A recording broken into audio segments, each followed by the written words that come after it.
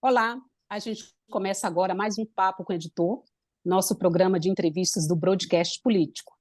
Essa edição é especial porque a gente convida candidatos às prefeituras municipais que concorrem este ano. O nosso convidado de hoje é Bruno Reis, prefeito de Salvador e candidato à reeleição. Eu sou Luci Ribeiro e divido essa entrevista com Sofia Aguiar. Prefeito, obrigada pelo convite, seja bem-vindo e vamos conversar. Vamos. Eu que agradeço a oportunidade, Lucia, Sofia, me coloco à disposição de vocês. Parabenizo o broadcast do Grupo Estadão pela realização deste bate-papo e agora estou à inteira disposição de vocês. Prefeito, antes de começar, só queria explicar para o nosso assinante, para o nosso telespectador, que a gente convidou também outros candidatos da capital baiana, né? O candidato Geraldo Júnior, do MDB, o Kleber Rosa, do PSOL, e o Vitor Marinho, do PSTU. Né? O canal está aberto para que eles participem também. Estamos aguardando a confirmação de entrevista. Então, prefeito Bruno Reis, vou começar com uma pergunta assim, meio dura. Né? De acordo com o IBGE, Salvador foi a cidade brasileira que mais perdeu população nos últimos anos. Né? A sua gestão é bem avaliada, mas os baianos estão deixando a capital do estado aí por alguns motivos importantes. Segundo o IBGE, qualidade de vida, falta de trabalho remoto, oportunidade no trabalho remoto, e a falta de segurança pública. Então, se o senhor for eleito, o que o senhor pretende fazer para reverter essa migração, essa saída de baianos aí da capital do estado? Primeiro, Luci, nós sabemos que esse censo de 22, realizado durante a pandemia, e com o baixo investimento que ele foi feito, está sendo questionado por uma série de especialistas. E uma série de cidades estão, inclusive, ingressando na justiça pedindo a sua suspensão. Tem um dado recente, agora, do mês de julho, onde Salvador tem 1.970.000 eleitores e apenas 2.430.000 habitantes. Isso significa uma população votante de 82%. Isso não é possível. Quando a gente pega os números da coleta de lixo que ocorria no último censo para o atual, o número de matrículas na rede municipal, o número de cartões do SUS emitidos, o número de postes que foram colocados na cidade por conta da ampliação dos bairros, das ruas, há um aumento expressivo. O que eu posso lhe assegurar é que a nossa cidade tem qualidade de vida por todas as características da cidade de Salvador, uma das cidades mais bonitas do Brasil, com 64 quilômetros de orla, uma cidade que tem um clima extremamente favorável, uma cidade que se transformou nos últimos anos. Não há uma cidade no Brasil que, num período tão curto de tempo, tenha se transformado tanto quanto Salvador. Todo mundo que vem a Salvador sai falando bem. Inclusive, hoje é a cidade, conforme o Ministério do Turismo, mais desejada pelos brasileiros para ser visitada em 2024. Nós aumentamos a ação da prefeitura em todas as áreas. Na área da saúde, saímos de 18%, chegando a 75% de cobertura da atenção básica. Não tínhamos nenhum hospital, temos 4. Tínhamos apenas uma UPA, temos 12. Na oferta de vagas, seja na educação infantil como no ensino fundamental 1 e 2. Só o nosso governo contratou 30% dos professores que compõem a nossa rede, e quando eu entregar as escolas que eu estou concluindo, nós vamos ter, nesse período, um aumento de 30%, mais de 30% da oferta de vagas. Somos uma das cidades, a cidade que mais gera empregos no Nordeste. Crescemos agora, e nesse primeiro semestre de 2024, quando a gente pega o CAGED e compara com o do ano passado, 164%. Geramos 44% dos empregos na Bahia, enquanto o Estado cresceu apenas 9% esse percentual e a União 25%. É um fato, uma constatação, há um problema grave de segurança pública, em especial nas áreas mais carentes, nas favelas, por conta do controle e da briga entre as facções, por conta do tráfico de drogas, onde a prefeitura vai além das suas atribuições, tentando dar uma colaboração ao Estado, que é quem tem a responsabilidade, porque comanda a Polícia Militar, a Polícia Civil, de fazer enfrentamento ao crime, mas em todas as outras áreas, na área cultural, na área de esportes, cidade 100% iluminada em LED, com mais de 60 mil pessoas que foram qualificadas em cursos nos últimos anos. Então, nossa cidade avançou muito, e, inclusive, essa questão do teletrabalho, não tem cidade no Brasil que tenha, como nós temos, 900 quilômetros de infovias que nós passamos por toda a cidade de Salvador. Hoje nós temos Wi-Fi gratuito em 1.000 prédios públicos, outdoor, para a comunidade do entorno utilizar gratuitamente. Vamos chegar a todas as praças até o final do ano com Wi-Fi gratuito. Já são mais de 300 praças em nossa cidade, os principais pontos turísticos. Então, efetivamente, quem sou eu, reconheço a história do IBGE, a credibilidade e responsabilidade, mas, inclusive, vinham apontando ao longo dos anos que Salvador chegaria a 2.900.000 habitantes nas análises parciais e, efetivamente, 2.400 contra 2 milhões de eleitores. A gente imagina e chega à conclusão de que há algum equívoco por parte desse levantamento, não por conta do IBGE, mas acho que por conta da dificuldade que o próprio censo teve para ser realizado durante a pandemia. Oi, candidato. Obrigada por participar aqui. O senhor, enfim, mostrou algumas críticas em relação a esse levantamento, mas, enfim, a gente precisa utilizar esses dados, porque esses dados são importantes, de uma instituição muito renomada, que é o IBGE, então a gente precisa continuar insistindo nesses dados. O IBGE também mostrou que Salvador perdeu a posição de maior PIB do Nordeste, e agora ele está atrás de Fortaleza. Qual o plano do senhor para mudar essa realidade? O senhor, enfim, discordou agora um pouco sobre algumas críticas que o IBGE trouxe, né? Como qualidade de vida, falta de segurança, tal, mas a gente tem que também se basear nisso. Então, sem problemas algum, e os dados estão aí, e o que a gente precisa fazer é trabalhar para, independente da veracidade ou não, mas o importante é ver a cidade avançar e melhorar a vida das pessoas. Algumas razões levaram Salvador a perder a posição de ter o maior PIB do Nordeste para Fortaleza.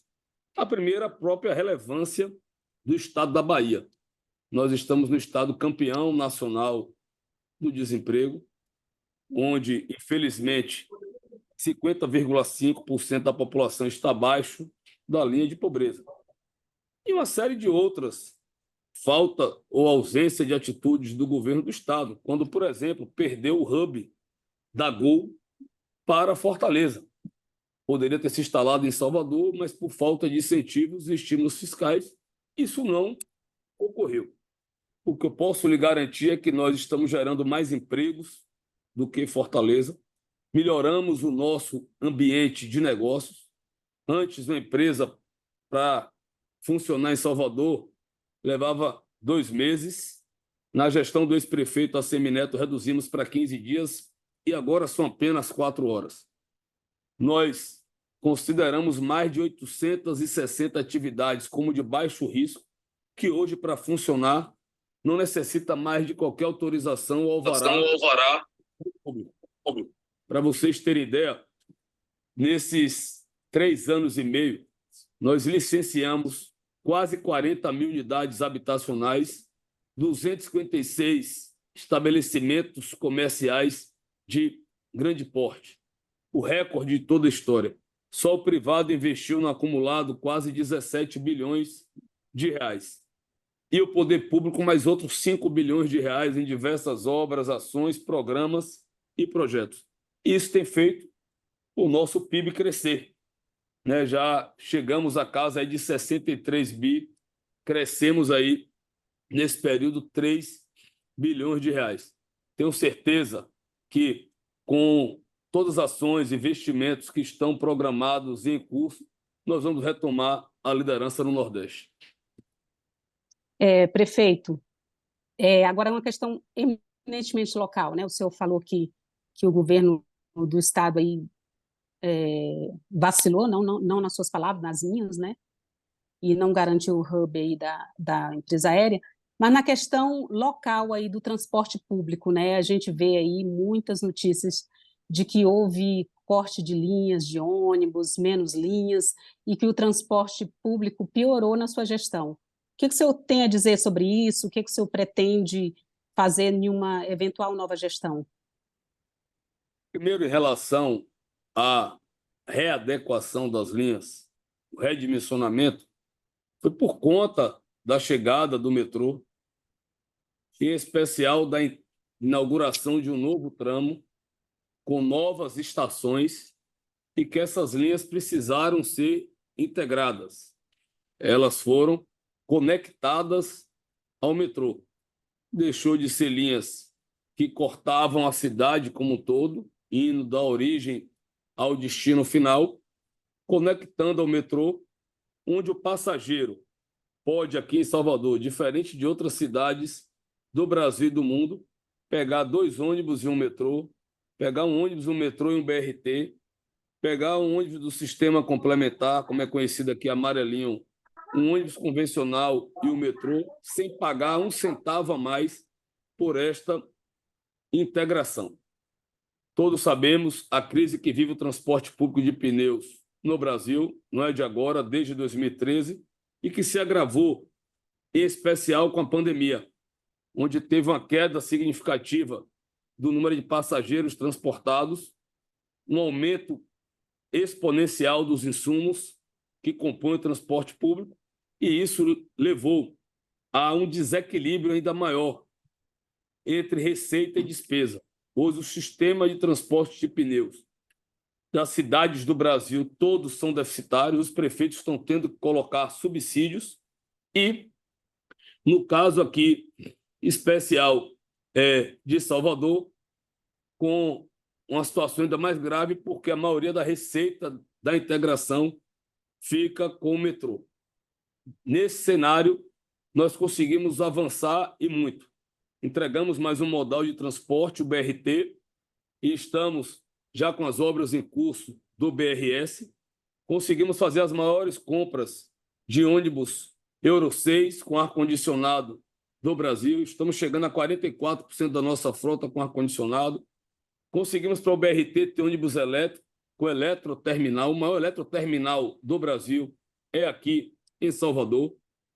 Com a chegada de outros 2 modais que vão ser implantados, um pela prefeitura, que é um teleférico na região do subúrbio, e com o VLT, que é um modal que o governo do estado está na iminência de poder iniciar as obras, nós vamos ter 7 modais de transporte na cidade, todos eles integrados, conectados, onde cada um fazendo o seu papel, nós vamos ter um transporte moderno, eficiente, rápido e com a segurança maior para usar o transporte público em nossa cidade. Prefeito, o projeto, o que o senhor expôs aí é uma integração, né? É uma integração que aparentemente deveria estar surtindo efeito positivo, né? Porque realmente a cidade precisa ter uma mobilidade melhor. Por que a população ainda não sente a mudança desse sistema? Né? Por que acusam da falta de linha, da falta de ônibus? É cultura? Não está ainda dentro do novo sistema de integração? O que acontece para ter tanta reclamação? Você vai ter a oportunidade de entrevistar outros candidatos no Brasil e você vai ver que o maior problema das grandes cidades hoje é o transporte público. Ainda mais num país que não tem subsídio do governo federal, que não tem estímulos e incentivos fiscais, como a isenção do PIS e das COFINS. Aqui, no caso de Salvador, o estado da Bahia tem o maior ICMS do Brasil, o óleo diesel mais caro do país, e eles não dão 1% de isenção nesse imposto, que impacta 22 centavos na tarifa. A prefeitura nunca antes fez o subsídio, só entre 23 e 24 nós colocamos 220 milhões de reais. Esse ano, inclusive 2024, é o primeiro ano da história da cidade que não tem reajuste do transporte público. Temos outros benefícios, como o domingo é meia. Efetivamente, vai ter que ter uma mudança de cultura das pessoas que já vêm se adaptando, que antigamente pegavam uma linha, por exemplo, em Cajazeiras e ia até a Barra, em outro extremo da cidade. Hoje é muito mais rápido pegar, com a chegada do metrô em Águas Claras e com a estação de transbordo, um ônibus para Águas Claras, de lá vir no metrô até a Estação da Lapa, que é a maior estação da cidade, e ir lá pegar um outro ônibus para a Barra. Vai ganhar tempo, vai se deslocar no transporte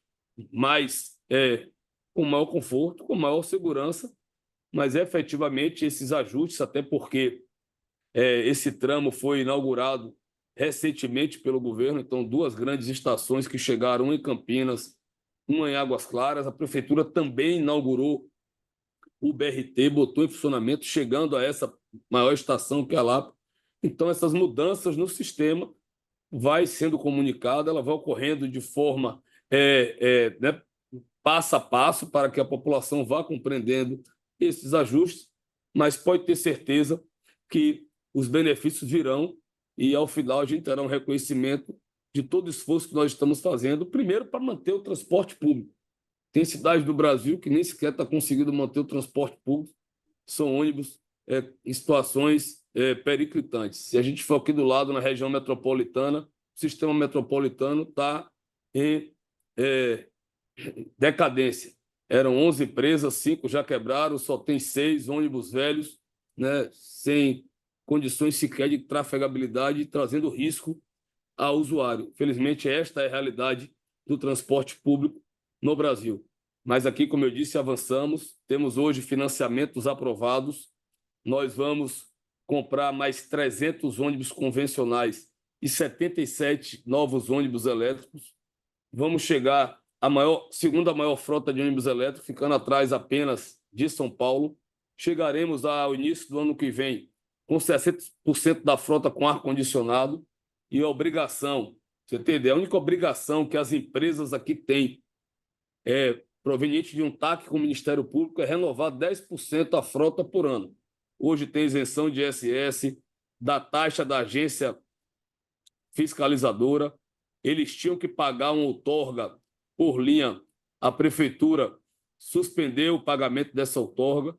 Então, o eleitor, o cidadão, o morador de Salvador tem a certeza que, ao final do meu segundo mandato, nós vamos ter 100% da frota com ar-condicionado, com a chegada desses outros modais, volto a dizer, integrados, e sem precisar pagar R$ 1 a mais, 1 centavo a mais por utilização dos mais diversos modais. A gente vai ter um dos sistemas de transportes, um dos melhores do Brasil. Candidato, diante dessas críticas em relação à gestão do senhor, o que o senhor pretende fazer de diferente que o senhor fez no primeiro mandato, caso reeleito? O que o senhor pretende fazer diferente num possível segundo mandato? O que o senhor acha importante repetir ou dar continuidade e até mudar o rumo da sua, então, gestão? Sofia, eu assumi a prefeitura em plena pandemia, enfrentamos uma segunda onda numa proporção muito maior. Tivemos que investir R$ 1,5 bilhão em leitos de enfermaria, de UTI, diversos hospitais de campanha que nós abrimos. Tivemos que investir para garantir a alimentação das crianças nas escolas, para garantir um apoio, um auxílio emergencial a todo o comércio informal da cidade e a todo o setor cultural de Salvador, somado aí aos esforços para a mega operação da vacinação, né? Não tenha dúvidas que aquele momento triste que nós enfrentamos demandou investimentos e faria tudo novamente e demandou muito tempo, dedicação e energia. Levou quase 2 anos do meu primeiro mandato. Em todas as áreas, Sofia, seja na construção de escolas, são 52 grandes novas escolas, escolas que não deixam a desejar nenhuma escola particular da cidade de Salvador, que nós vamos entregar em 4 anos de mandato. Saímos de... Não tínhamos nenhum hospital, Neto abriu um, a gente ampliou esse hospital, nós vamos chegar ao 4º hospital. Inclusive, temos aqui em Salvador o primeiro hospital público veterinário da Bahia, o maior em funcionamento do Brasil. Diziam que a cidade não tinha condições de ter um hospital sequer. Imagine, nós temos 4 e 1 para atender os nossos pets, os nossos queridos animais. Quando a gente vai para a área de infraestrutura, diversas obras de mobilidade, em especial nas áreas mais pobres, mais carentes da cidade de Salvador. Estamos construindo uma grande arena multiuso, estamos construindo um grande centro de controle e operações da Prefeitura de Salvador. Tem outros 2 grandes projetos, que é um centro de convenções aqui no Centro Histórico, para definitivamente permitir que tenha a redenção desta área, resolver definitivamente o problema do centro, trazendo de volta o soteropolitano e milhares de visitantes e turistas que virão por conta do turismo de negócios, e esse grande teleférico que nós vamos construir para melhorar o transporte público que há de mais moderno no mundo. Então, temos aí um conjunto de projetos, ações e iniciativas muito maiores do que o que nós realizamos até aqui, que vão permitir que a cidade avance, que a gente possa seguir se transformando. Então, é verdade, podendo ter 4 anos, trabalhar com tranquilidade e tendo mais recursos disponíveis, é a certeza que nós vamos realizar muitos sonhos juntos. Mas tem algo que o senhor pretende fazer diferente? A gente aqui elencou algumas críticas. Tem algo que o senhor pretende fazer diferente, por exemplo, em questão da mobilidade, da segurança, até mesmo de transporte? O que o senhor pretende fazer diferente? Ou o senhor pretende manter a mesma gestão, apesar das críticas? No transporte, é fazer essas aquisições de novos equipamentos e implantar esses modais e garantir a sua integração. O importante é que você sabe qual é o problema, que ele existe e qual é o caminho para seguir para resolver.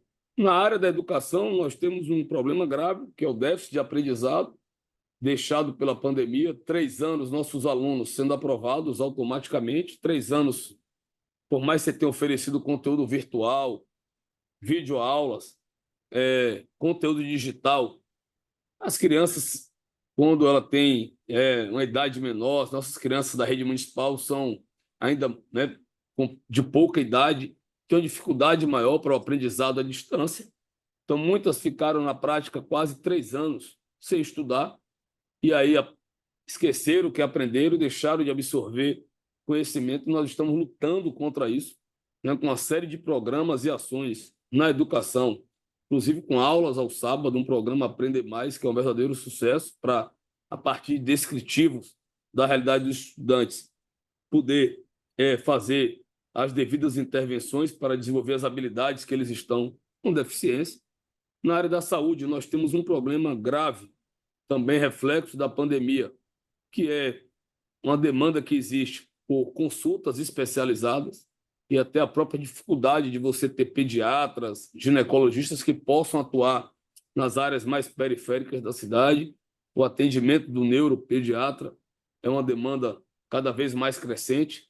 Temos a necessidade de exames, há uma demanda reprimida de exames. A gente criou um programa aqui, Saúde nos Bairros, onde são praticamente hospitais, são as carretas que vão para os bairros, faz exames, consulta especializada para tentar zerar essa fila, mas ainda existe um déficit grande. Então, em especial, os exames de imagem, a prefeitura vai montar um centro de imagem para realizar, na escala maior, exames. Tem uma demanda grande por cirurgias eletivas. A gente já inaugurou um hospital do homem, com cirurgias vasculares, cirurgias urológicas. Agora vamos entregar a maternidade municipal, a primeira, com o Hospital da Criança, e com 2 andares do hospital destinado para cirurgias eletivas em mulheres. para diminuir aí a fila de cirurgias eletivas. Temos, por conta da pandemia também, e se agravou a situação das pessoas em situação de rua, nós fizemos um censo aqui em Salvador, temos mapeamento dessas pessoas em situação de rua e temos diversos programas que, a depender da situação em que se encontra essa pessoa, qual é o programa que ela será beneficiada. Então, se é para unidade de acolhimento convencional, se já é direto para o auxílio moradia, e aqui a gente tem um kit que mobilia a casa toda, a gente aluga a casa com a casa mobiliada. Temos um programa moradia assistida, que além de alugar a casa, oferecer os móveis, tem acompanhamento de psicólogos e assistentes sociais e acompanhamento médico. E temos também, para aquelas pessoas que estão com dependência de substâncias psicoativas, unidades de acolhimento contratadas especificamente para esse fim, onde, através das nossas abordagens nas ruas, a gente convence do acolhimento e estamos cuidando das nossas pessoas. Não tenha dúvidas, eu digo sempre, Sofia, que o maior programa social de qualquer governo é crescimento econômico, é desenvolvimento econômico, é geração de emprego e renda. Salvador ainda é uma cidade muito desigual, cidade onde nós temos muitas injustiças sociais. Qualquer conta que você faça per capita, né? Quando você divide o PIB pela população, quando você divide a renda pela população, quando você divide a arrecadação da prefeitura pela população, e olhe que, com base nos números do IBGE, todos esses índices nossos melhoraram, mas eu trabalho com a realidade anterior, né, com os números os números que a gente acredita que sejam os números reais. Então, a gente sabe que ainda é uma cidade que tem muitos desafios pela frente, déficits históricos em todas as áreas. Agora, é um fato, é uma confirmação, estamos deixando legado em todas as cidades. Somos o prefeito do Brasil, né, das maiores cidades que mais honrou com as suas promessas de campanha, né? E justamente por essas e outras razões que, quando a gente avalia a gestão das maiores cidades do Brasil, a nossa avaliação tem 75% de aprovação, ou seja, de cada 4 cidadãos, 3 aprovam o nosso trabalho, e eu tenho certeza que tenho condições de fazer o segundo mandato muito melhor do que eu já fui o primeiro, né? Por muitas razões que eu já coloquei aqui, mas porque também hoje eu sou muito melhor do que eu era há 4 anos. 4 anos atrás eu era uma promessa, apesar de ter sido vice-prefeito, deputado, secretário 2 vezes, né? Era uma promessa. Hoje, nós somos uma realidade de alguém que performou, que entregou, que se entregou a essa cidade, que garantiu que ela seguisse se transformando. As pessoas dizem aqui, e isso é motivo de orgulho para Neto e para mim, né, que era difícil superar o trabalho que ele realizou e que nós conseguimos fazer isso pela dimensão que tem a prefeitura hoje, pelo tamanho que tem a prefeitura, né, pela capacidade que nós tivemos, mesmo num cenário adverso de pandemia, garantir que Salvador elevasse ainda mais o seu patamar. Hoje, vocês podem ter certeza de ter condições de realizar sonhos ainda maiores. Salvador, que foi a primeira capital do Brasil, nós estamos trabalhando arduamente para ser a melhor cidade de todo o Brasil. Prefeito, o senhor aí tem, como o senhor falou, tem a gestão aí bem avaliada, o senhor está aí na frente das pesquisas, né? Bem à frente dos outros candidatos. No mês passado, o presidente Lula declarou apoio aí ao vice-governador Geraldo Júnior, que vai concorrer com o senhor aí à prefeitura, né? Ele aparece em segundo lugar. O senhor acha que o apoio do presidente Lula ao Geraldo Júnior pode prejudicar de alguma forma a sua reeleição, ter uma baixa aí de votos, já que Lula é uma figura, né, muito bem-vinda aí no estado da Bahia? Como é que o senhor vê o apoio do Lula ao Geraldo Júnior? Sim, eu tenho muito respeito, né, na figura das autoridades nacionais, das autoridades estaduais. Só que a eleição municipal, ela tem a sua lógica própria. É uma escolha do cidadão que mora na cidade, que conhece as pessoas, que sabe que no final do dia o governador vai cuidar do estado, o presidente vai cuidar do país, e quem vai cuidar dos problemas da cidade é o prefeito.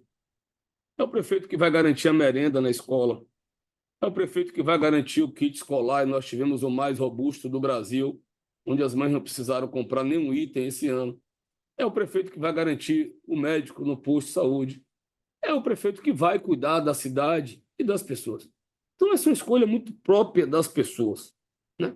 Diferente até da eleição estadual, que ela coincide com a eleição nacional e acaba tendo uma influência maior. Então, essa escolha é do cidadão. As pessoas já me conhecem, já tenho 4 anos governando, já governei com 2 presidentes diferentes, com 2 governadores diferentes. Terei a melhor relação institucional com o atual governador, com o atual presidente.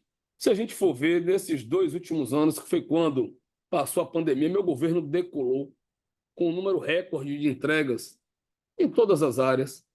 Então, as pessoas têm a certeza, a segurança de que, né, a gente vai garantir todas as conquistas que Salvador alcançou até aqui, que a cidade não vai recuar, não vai retroceder, e que nós podemos ir muito mais além, com respeito.